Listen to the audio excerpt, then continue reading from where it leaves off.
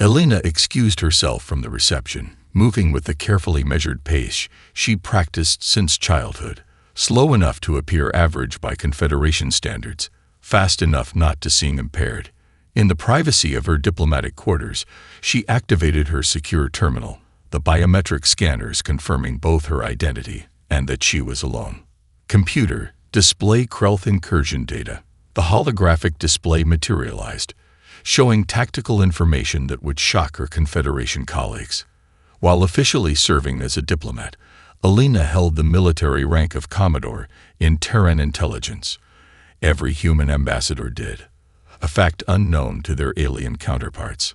17 civilian casualties at Outpost Sigma, the AI reported. Krelth vessels violated standard first contact protocols. No warning transmissions or attempts at communication.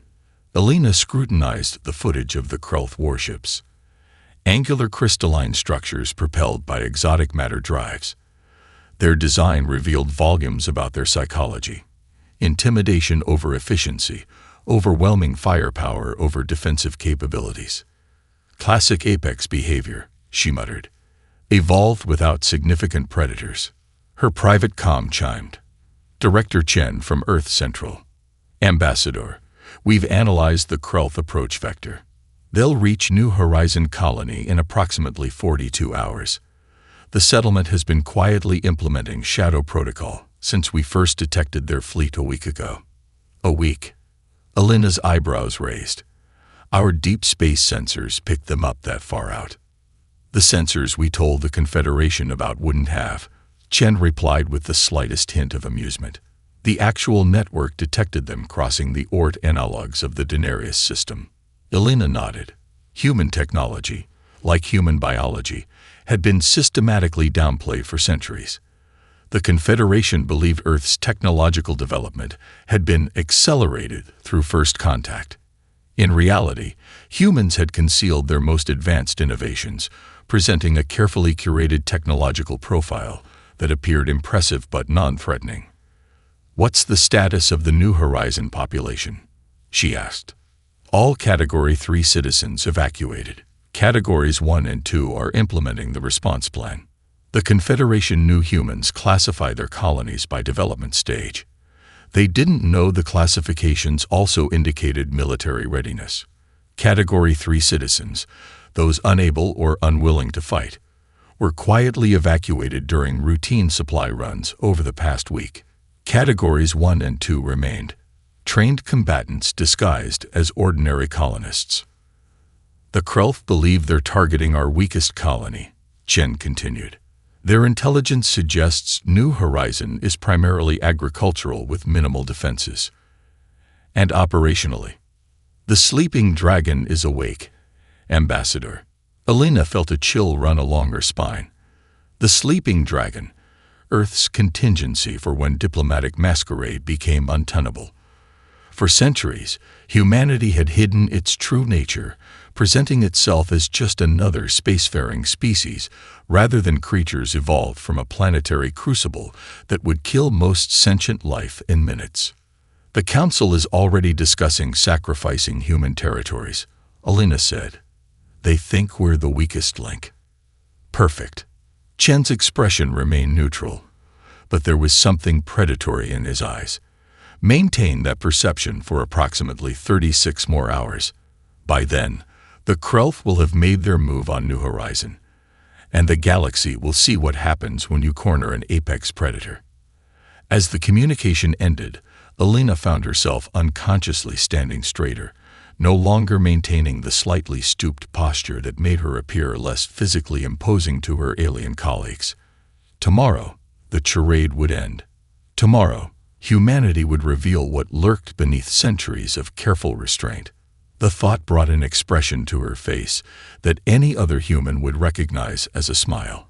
To the rest of the galaxy, however, they were about to learn it was something else entirely. A predator baring its teeth before the hunt. The Council Chamber's environmental systems struggled to process the cacophony of pheromones and biochemical signals as species reacted according to their evolutionary programming. Prey species huddled together. Hive mind delegates pulsed with synchronized anxiety patterns. Filter feeders retracted their sensory appendages.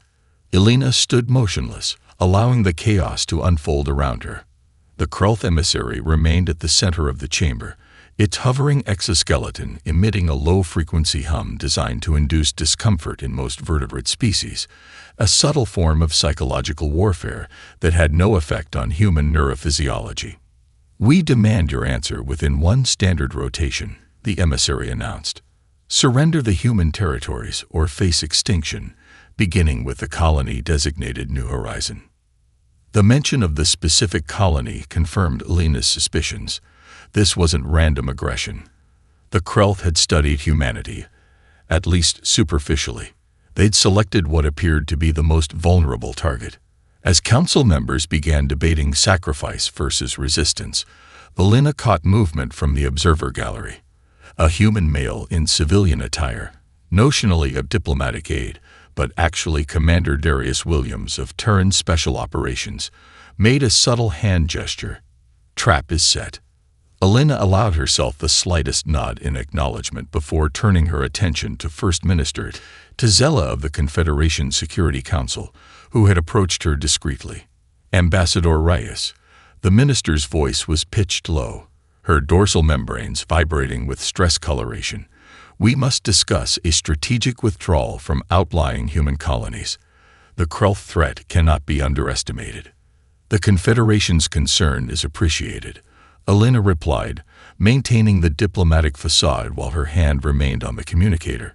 Its surface felt warm against her palm, the DNA scanner having confirmed her genetic profile and transmitted the Thermopylae authorization code. Throughout human history, Thermopylae had symbolized a critical stand against overwhelming odds. In modern Terran military doctrine, it signified something more specific: authorization to reveal true capabilities in defense of human territory. "What defense capabilities can Earth contribute?" Tazella asked. "Our intelligence suggests your military vessels are primarily patrol class with limited combat functionality." Elena smiled politely. "We will of course provide whatever assistance we can."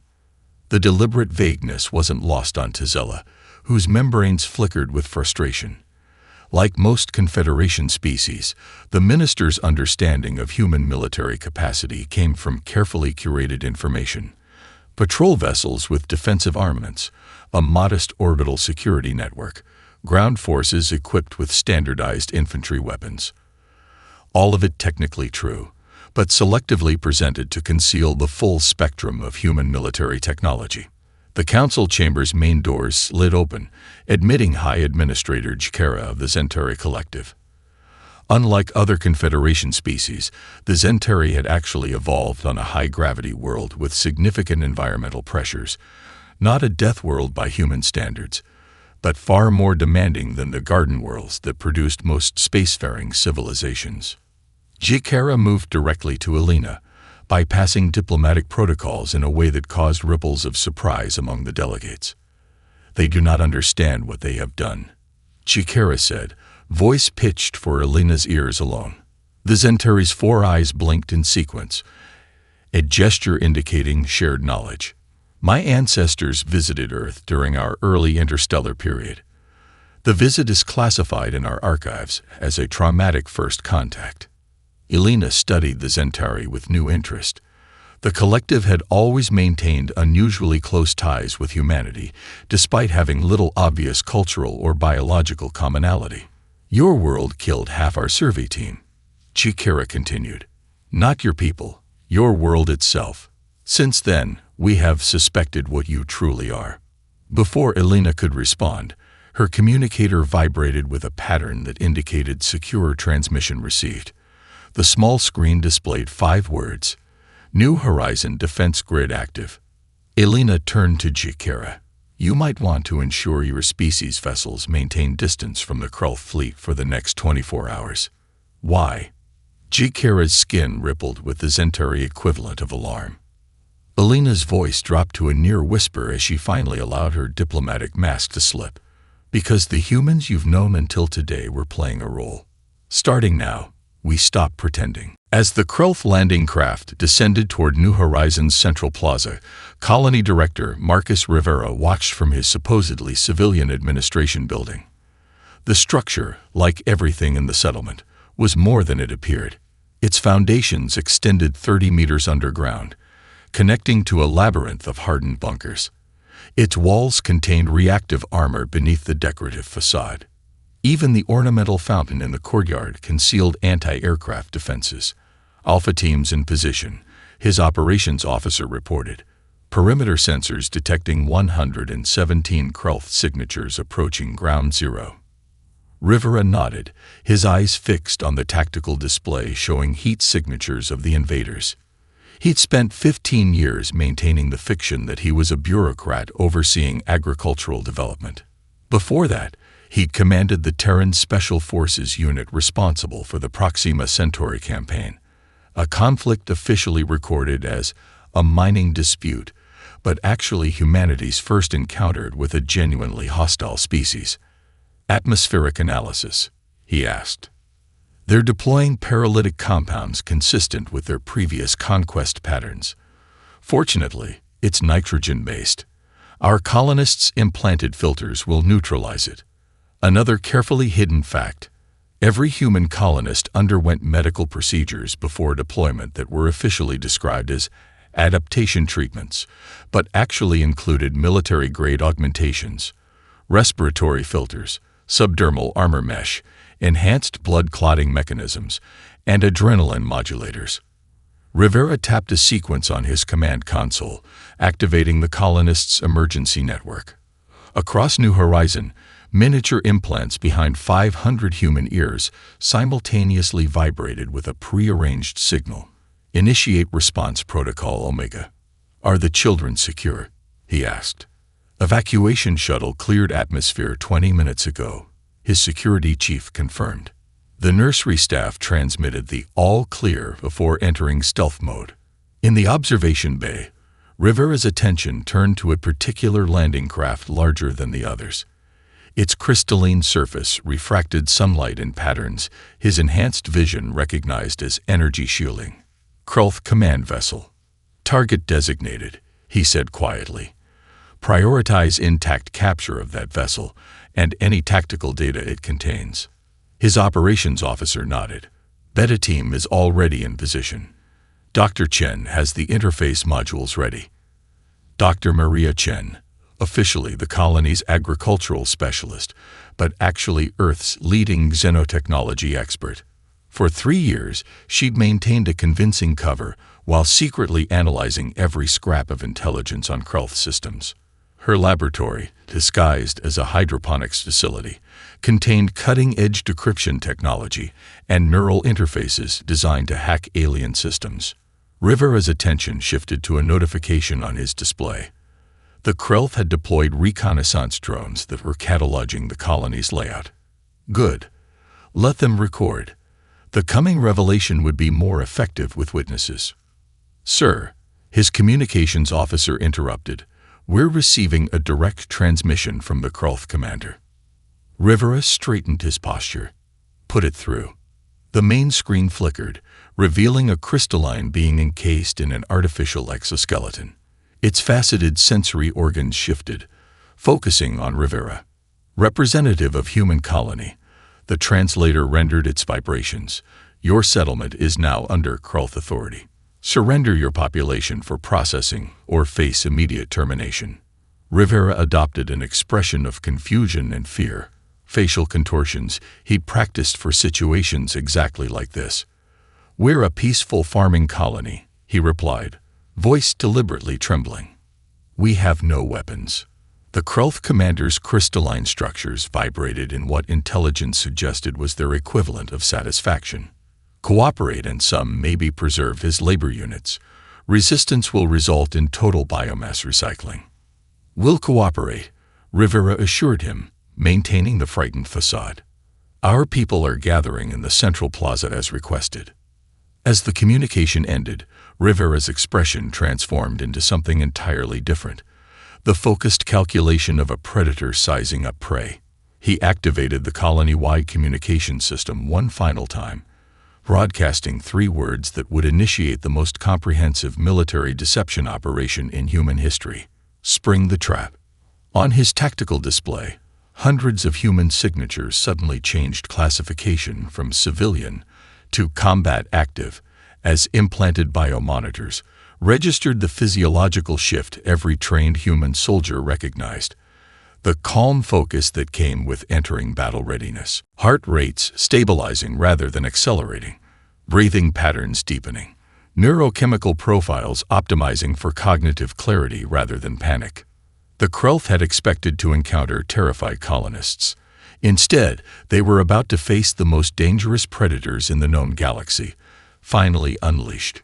Maria Chen's compression suit integrated seamlessly with her nervous system, its adaptive fibers responding to her movements like a second skin. The Krelth soldier before her hadn't even registered the lethal threat she posed before she incapacitated it.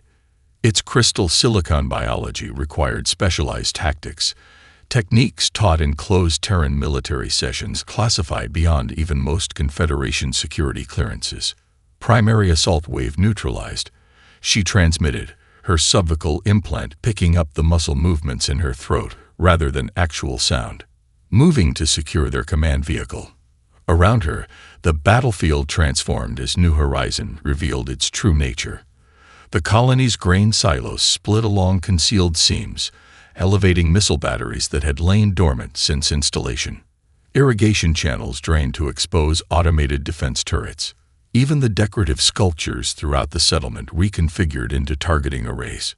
"Chen, we've got Krelth reinforcements inbound," warned Rivera through the tactical network. 30-second countdown to orbital bombardment. Maria glanced skyward. The Krelth ships would attempt to flatten the settlement from orbit, standard protocol when ground forces encountered unexpected resistance. "Activating countermeasure protocol Chimera," she acknowledged. On her command, the colony's power readings suddenly flatlined across all frequencies. Emergency lighting flickered out. Communication systems went silent. To orbital sensors, New Horizon appeared to have suffered catastrophic systems failure, precisely the illusion they wanted to project. In reality, the colony had shifted to isolated tactical circuits shielded from detection. The apparent vulnerability was another layer of the trap. The first orbital strike hit what appeared to be the colony's main power facility, actually an empty structure designed as a target. The explosion illuminated the sky, casting harsh shadows as Maria led her strike team toward the Krelth command vehicle. Its crystalline hull gleamed in the firelight, faceted surfaces reflecting the destruction around it. "Enemy command vessels shield frequencies analyzed," reported Dr. Marcus Wade, the colony's meteorologist, who was actually Earth's leading expert on exotic energy patterns. "Transmitting phase match data to your infiltration team." Maria's HUD displayed the shield harmonics. Her team's equipment automatically reconfigured to create a corresponding frequency window, a technological capability humans had developed but carefully kept hidden from the Confederation. "Preparing breach," she confirmed. The team positioned specialized charges at precise points on the shield perimeter. These weren't conventional explosives, but quantum phase disruptors designed to create momentary tears in energy fields. Penetration in 3, 2, 1. The charges activated with barely a whisper, creating a circular opening in the shield. Maria's team moved through with practiced efficiency, each member carrying specialized equipment for disabling silicon-based technology without destroying data architecture. Inside the command vessel, they encountered an environment optimized for Krelth physiology: low gravity, silicon-rich atmosphere, and crystalline control interfaces. The human team's adaptive gear compensated instantly, their implanted gravitational stabilizers preventing disorientation in the reduced gravity. The vessel's command deck contained 5 Krelth officers, their exoskeletons more elaborate than standard troops. They reacted with visible shock, their sensory clusters flaring with light, at the sight of humans operating comfortably in conditions designed to be hostile to carbon-based life. "We've been compromised," one officer transmitted, the signal instantly intercepted and translated by Maria's team. Humans have breached containment protocols. They're not affected by our environmental deterrents. Begin data purge, ordered another, its crystalline appendages interfacing with the ship's systems. Maria smiled. I don't think so. She activated a device that human intelligence operatives had developed specifically for this encounter, a resonance disruptor calibrated to the exact frequency of Krelth neural pathways. The officers froze, their consciousness temporarily suspended without permanent damage. Command vessels secured, she transmitted to Rivera, downloading their tactical database. As she connected the human quantum interface to the Krelth systems, Maria reflected on the irony. The invaders had targeted New Horizon, believing it to be a vulnerable agricultural outpost. Instead, they'd attacked what was essentially a military research station disguised as a farming colony, a wolf's den camouflaged as a sheep pen. The data extraction completed just as her tactical display showed the Krelth orbital fleet repositioning for a more comprehensive bombardment. They were about to discover another surprise. The New Horizon planetary defense grid, dormant until now, was preparing to reveal itself. The holographic display in the council chamber shifted to a live feed from New Horizon. The Confederation delegates watched, transfixed, as a human colonist withstood environmental conditions that their xenobiology experts had classified as universally lethal. Maria Chen stood in an atmosphere deliberately contaminated with Krelth paralytic agents, her respiratory system filtering toxins that would have killed any known species in seconds. The human female should be dead, whispered the Thoraxian science director, his appendages twitching in agitation. Those compounds break down carbon-based neural pathways. For species that evolved on standard worlds, yes, Admiral John replied. Earth's atmosphere contains over 40 compounds your people classify as lethal toxins. Our bodies evolved filtration mechanisms millennia ago. The feed switched to orbital footage, showing New Horizons defense grid activating. What appeared to be natural geological formations split open, revealing weapon systems beyond anything humanity had ever acknowledged possessing. This violates 17 Confederation arms limitation treaties, protested the juridical observer, her luminescent tendrils flashing with alarm patterns. No, Alina corrected, her voice calm. Our treaty signatures specified our declared military assets. We declared exactly what we agreed to declare. The distinction caused immediate uproar. Species representatives argued legal interpretations, while others demanded immediate sanctions against humanity for deception. The Chamber's translation systems struggled with the overlapping voices until Admiral Zhang simply raised his hand, a gesture so commanding in its natural authority that the assembly fell silent. You misunderstand, he said.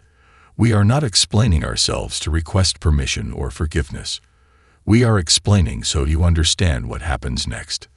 The display shifted again, showing technical specifications of human physiology, never before revealed to non-Earth entities, endurance metrics, strength calculations, neural response times, toxin resistance thresholds, data that painted a picture not of standard sentience, but of apex predators evolved through millions of years of survival pressure.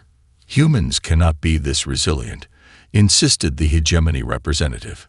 Our espionage assets have observed human medical facilities. We've seen you're wounded. You're dead. You've seen what we allowed you to see, Alina explained.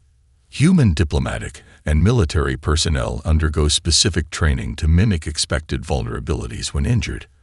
Our medical facilities maintain controlled environments where observers see exactly what our counterintelligence services want them to see. This revelation provoked stunned silence until the Vorn ambassador, now recovered from sedation, asked the question foremost in every delegate's mind. Why? Why maintain this deception for centuries? Admiral Zhang moved to the center of the chamber, his natural gait now unrestricted by the artificial limitations humans normally adopted in alien company. The fluid predatory efficiency of his movement caused several delegates to instinctively back away. When humanity first encountered the Confederation, we studied your historical records, he explained. Every instance where a physically superior species contacted less capable ones ended in subjugation or conflict. Predator species were universally feared, contained, or eliminated through coalition action. So we made a collective decision, Elena continued. We would present ourselves as collaborative partners rather than potential threats. We would conceal our true capabilities to facilitate peaceful integration. The Ixalan collective observer, whose species communicated primarily through color patterns, flashed skepticism across its sensory membrane. This seems unnecessarily complex. Why not simply demonstrate peaceful intentions? Because fear is not rational, Zhang answered. We've seen how your diplomats react when a human moves too quickly or responds too effectively to a threat. The instinctive fear response overrides logical assessment. He gestured toward the display now showing human Marines battling through Krelth defensive positions with natural strength and speed, never before witnessed by non-humans. This is who we actually are. We didn't hide it because we're ashamed of our evolution. We hid it because we wanted you as allies, not as species living in perpetual fear of the Deathworlders. The chamber fell silent again as the implications settled over the assembly. The supposedly weak Link species had revealed itself as the most physically capable member of the Confederation, and had been hiding this fact since first contact. The question now, Elena said into the silence, is whether you still want humanity as allies, now that you know what we truly are. The Shadow Fleet's deployment proceeded with a precision that defied conventional Confederation tactical doctrine. Traditional spacefaring species emphasized caution in void operations, extensive sensor sweeps, gradual acceleration, and conservative energy management. Humans, by contrast, pushed their vessels to structural limits that made Allied observers deeply uncomfortable. Aboard the dreadnought Thermopylae, Confederation liaison officers watched in stunned silence as the human crew performed duties under conditions their own species would consider catastrophic. The ship's inertial compensation systems operated at minimum levels, a deliberate choice that would have incapacitated non-human personnel. Maintaining partial G-force exposure keeps our reflexes sharp, explained Captain Daniels when the Vextol observer questioned the practice. If systems fail in combat, our bodies are already acclimated to stress conditions. The observer's translucent appendages rippled with distress. Your species purposely endures discomfort to maintain combat readiness. Discomfort is a teacher, Daniels replied with the characteristic expression allies now recognize as a predator smile. On Earth, pain is information, not something to be avoided at all costs. The ship's tactical center revealed another aspect of human warfare previously concealed from allies. While Confederation tactics relied on overwhelming technological advantage, human battle plans incorporated psychological elements that seemed almost primitive yet devastatingly effective. We're deploying targeting packages to all forward vessels, announced the tactical officer. Primary targets are designated for visual destruction. Visual destruction, asked the Zentari liaison. Targets selected not just for strategic value, but for psychological impact when destroyed, clarified the officer. The Krelth, like most species, have evolved particular visual cues that trigger fear responses. Our targeting algorithms prioritize destruction patterns that maximize those triggers. This revelation, that humans had studied the evolutionary psychology of potential adversaries and weaponized it, sent ripples of unease through the alien observers. It suggested a predatory insight into other species that went beyond conventional military analysis. The fleet approached Krelth Bastion 4, using what humans called wolf pack formation, a deliberately intimidating approach pattern designed to evoke predator hunting behaviors. Lead vessels moved in coordinated sequences that created the impression of circling prey. Beginning electronic warfare suite deployment, reported the communications officer. The Thoraxian observer noted with shock that the electronic attacks included sensory-targeted frequencies specifically calibrated to Krelth neurophysiology. These would cause significant distress to their command structures, he observed. That's the point, replied the communications officer. Their central nervous system evolved to process crystalline vibration patterns. We're essentially inducing their equivalent of nausea and vertigo before physical engagement. In the observation deck, Allied officers watched human boarding teams prepare for deployment. Their pre-combat rituals seemed oddly contradictory to non-human observers. Moments of solemn quiet followed by outbursts of what appeared to be aggressive socialization. Some personnel engaged in physical contests that would be considered dangerous even without imminent combat. Others displayed images of family units and offspring, focusing on them with intensity that suggested these were not distractions but motivational focuses. Most disconcerting to the observers was witnessing the biological transformation that occurred as humans prepared for battle. Pupils dilated to improve light gathering. Superficial blood vessels constricted to minimize bleeding from surface wounds. Digestive processes temporarily suspended to redirect energy to muscular and cognitive functions. "They're not just warriors," whispered the Moraki observer to his colleagues. "Their entire physiology transforms for combat. It's as though their bodies were designed for it." When the order came to engage Bastion 4's defenses, the human crews moved with a synchronization that their allies found both beautiful and terrifying. There was none of the hesitation typical of civilized species entering conflict, only the focused efficiency of natural predators who had spent millions of years perfecting the art of the hunt. The Krelth defenders, encountering humanity's unbridled capabilities for the first time, transmitted their observations to their central command with increasing urgency as the battle progressed. Their final assessment, intercepted and translated by human intelligence systems, contained a single phrase that would soon spread throughout the galaxy. "They fight like they were born for this." The Krelth Emperor's inner sanctum grew increasingly unstable as reports of human counteroffensives flooded in. Crystal formations that composed the chamber's walls, normally arranged in perfect geometric harmony, began developing stress fractures that reflected the collective psychological state of the Empire's leadership. "Their vessels are penetrating our defensive lines at Sector 9, reported the fleet coordinator, her crystalline structures dulling with accumulated strain. "They're using an approach vector we classified as navigationally impossible." "Explain," demanded the Emperor. "They're traversing the Korix debris field at full tactical velocity," she replied, projecting the trajectory data. "The field contains magnetic disruption zones that should prevent stable course calculations." The science director's analysis crystals pulsed with agitation. "They're navigating by visual reference. Their pilots are making real-time adjustments instead of relying on computational guidance." This revelation stunned the assembled leaders. The concept of biological reflexes outperforming quantum navigation systems violated fundamental assumptions about space warfare. Even more disturbing was the implication. Humans possessed neural processing speeds and reaction times far beyond what their biological classification suggested possible. "We've intercepted their communication patterns during combat," continued the intelligence assessor. "They employ what appears to be ritualized vocalization during high-stress operations. A holographic display activated, playing intercepted human communications. Talon Squadron. Executing Maneuver Epsilon. Hold tight, this will get bumpy. Copy that. Nothing we haven't handled before, just like the canyons back home. Weapons free on my mark, remember Proxima.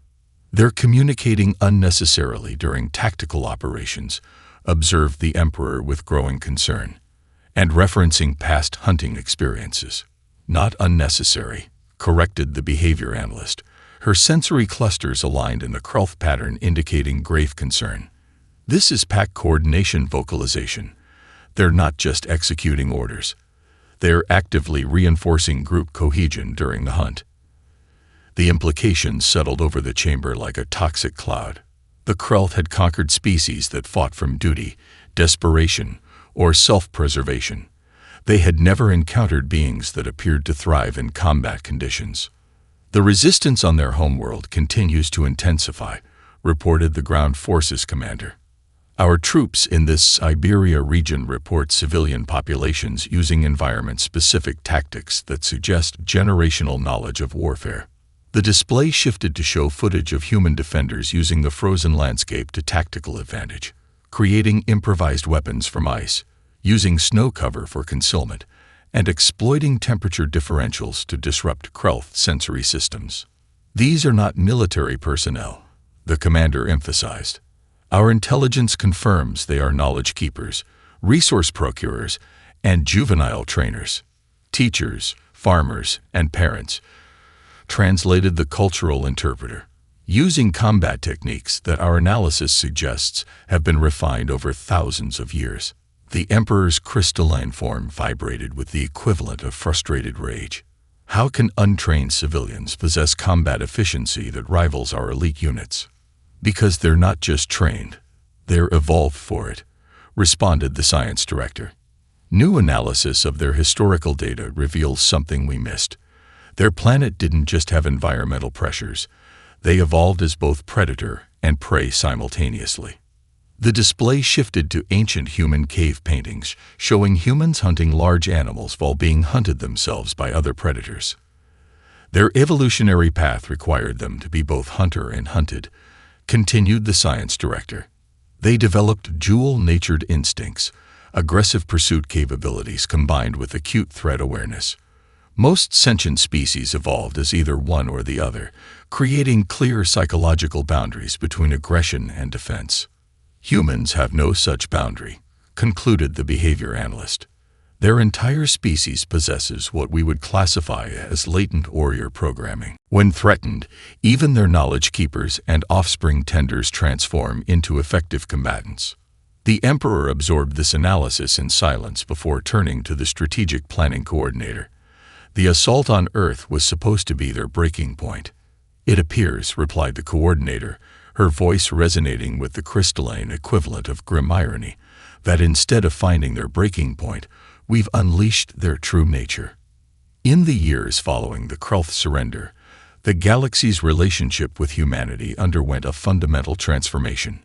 Initial fear gave way to cautious alliance, then to genuine appreciation as species recognized the advantages of having Deathworlders as allies. The Zentari Collective was the first to formalize new protocols for human interaction, establishing specialized diplomatic tracks that acknowledged humanity's true capabilities without stigmatizing them. Their ambassador explained the approach to the Confederation Assembly.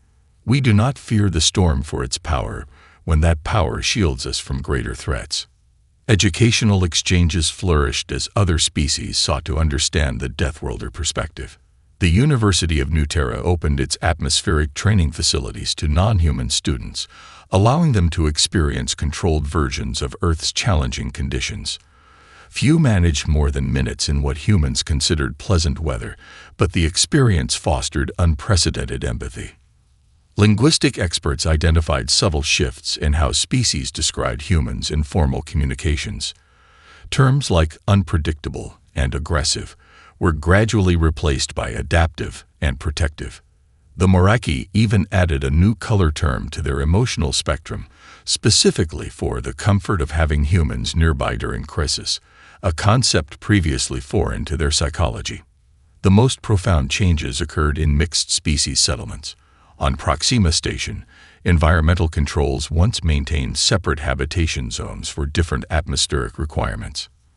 Now, interface regions expanded to create shared spaces where humans adapted to milder conditions, while other species used specialized equipment to function in Earth normal sections. Commander Naomi Okada of Terran Security found herself consulting with 17 different species on defensive protocols, species that once would have been uncomfortable acknowledging humanity's expertise in combat. They're not asking us to hide our nature anymore, she observed to Admiral Zhang during a strategy conference. They're asking us to apply it selectively. The Krelth themselves underwent perhaps the most significant transformation. Initial rehabilitation focused on dismantling their military hierarchy, but humanity insisted on preserving Krelth cultural autonomy. The Lena race personally oversaw the transition program, applying principles learned from Earth's history of post-conflict reconstruction. Conquered species expecting subjugation become permanent enemies, she explained to critics who expected harsher treatment. Former adversaries treated with dignity often become your strongest allies. The wisdom of this approach became evident when a crystalline virus threatened Silicon-based Confederation members 8 years after the war. Krelf medical specialists, working alongside human researchers, developed the treatment that saved billions of lives across 17 worlds. Perhaps the most unexpected development was the emergence of what xenosociologists termed Deathworlder emulation, non-human species voluntarily adopting aspects of human resilience training. The Laraxian homeworld, once known for its emphasis on environmental control, began incorporating controlled stress exposure into educational programs. Jexid physical development regimens shifted from specialized optimization to generalized adaptability in the human model. Anthropological teams documented these changes with fascination, particularly the spiritual dimensions that emerged in some cultures. The Vorn, historically prey animals with deeply pessimistic theological traditions, developed a philosophical movement centered around embracing the predator within. Directly inspired by humanity's dual nature as creatures evolved to both hunt and survive being hunted.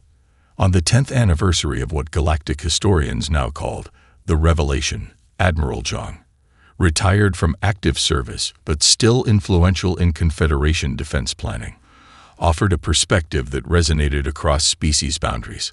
The strongest bonds aren't formed between those who are similar, but between those who recognize and respect their differences.